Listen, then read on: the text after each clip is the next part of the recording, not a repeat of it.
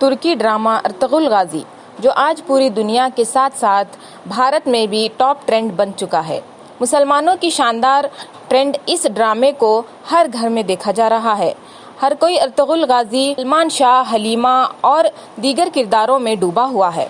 तो चलिए हम आपको इस ड्रामे के मरकजी किरदार अर्तुगरुल गाजी, जिसकी तलवार दुश्मनों को खौफजदा कर देती है, अर्तुगरुल का किरदार निभाने वाले इस तुर्की अदाकार की मुकम्मल जानकारी आपको बताएंगे।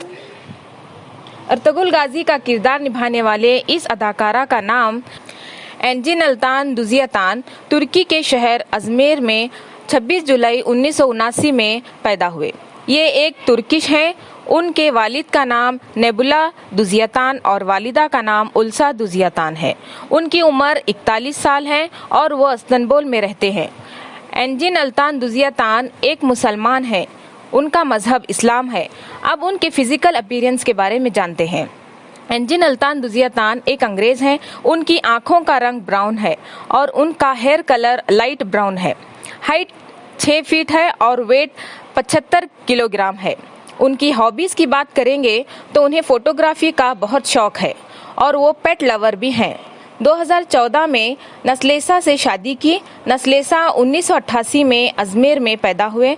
उनकी शादी को 5 साल हो चुके हैं और 2 बच्चे हैं, एक बेटा और एक बेटी।